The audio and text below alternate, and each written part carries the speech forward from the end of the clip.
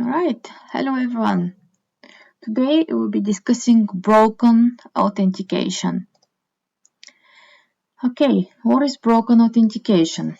Authentication is broken when attackers are able to compromise passwords, keys, or session tokens, user account information, and other details to assume user identities. Broken authentication refers to weaknesses in two areas: credential management and session management. Both are classified as broken authentication because attackers can use either avenue to masquerade as a user by hijacking session IDs or stolen login credentials. You can see the example for credential management. They are related to login credentials, while the poor session management, the session management is related to session IDs.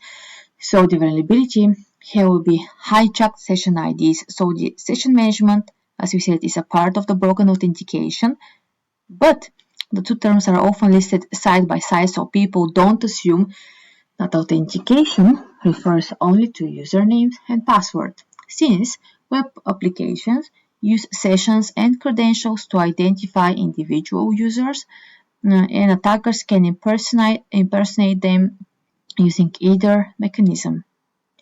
Alright, broken authentication weaknesses.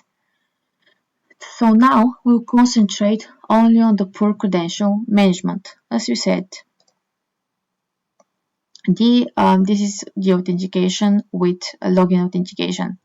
So the first one is a weak usernames and password.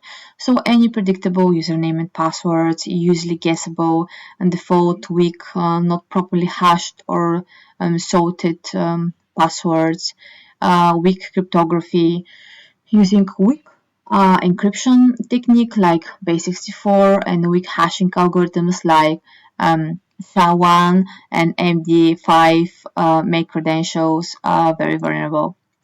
User identity details are not protected when stored, so here they're stored in plain text. Or user identity details are transmitted over unencrypted connections, so lack of encryptions during data in transit, and that these are the poor and common risk factors, weaknesses that can cause the broken authentication in terms of the poor credential management. So now let's have a look for the poor session management.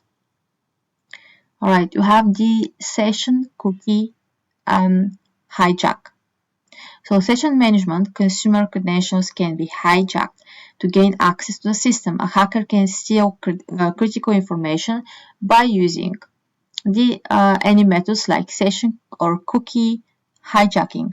Session hijacking, attacker use stolen session IDs to impersonate users' identity. So the most straightforward example probably of session hijacking is a user who forgets to log out of an application and then walks away from their device. A session hacker can then continue their session. So here we have session fixation attacks. It's a variation of session hijacking. Session fixation is an attack that permits an attacker to hijack a valid user session. When the web application authenticates the user, it doesn't assign a new session ID, making it possible to use an existing session ID. Basically this needs to be it has to be used like rotate session IDs after a user logs in, instead of giving a user the same ID before and after authentication. Okay, here we have the session times out aren't set properly. So basically for the web application there should be a session timeout for, let's say, 3-5 minutes or not more than this. Okay, and we have URL rewriting, which basically is session IDs exposed in the URL, and it's just, again, session hijacking.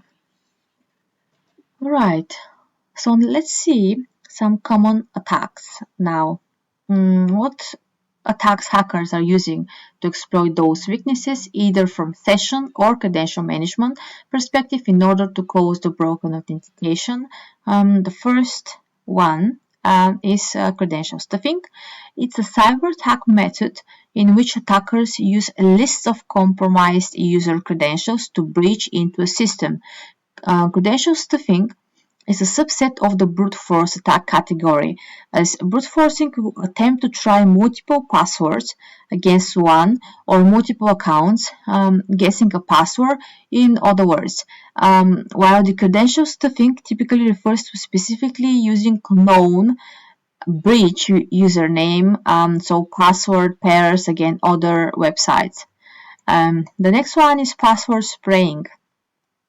Password spraying is a little like credential stuffing, but instead of working off a database of stolen passwords, it uses a set of weak or common passwords to break into a user's account. Password spraying is a type, again, of brute force attack. The basics of a password spraying attack involve a threat actor using a single common password against multiple accounts on the same application. This avoids the account lockouts that typically occurs when an attacker uses brute force attack on a single account by trying many passwords. And the last very common attack is phishing attacks. So basically, attackers typically phish by sending users an email pretending to be from a trusted source and then tricking users into sharing their credentials or other related information. It can be a broad-based attempt that hits everyone at an organization with the same phone email, or it can take the form of a spear, a phishing attack tailored to a specific target. Alright, so let's see what's the difference between a broken authentication and broken access control. The broken authentication, we're dealing with authentication, so who are you validating the identification of the user, while the broken access control is related to the authorization, so to what are you allowed to do? Check users' permission to access data.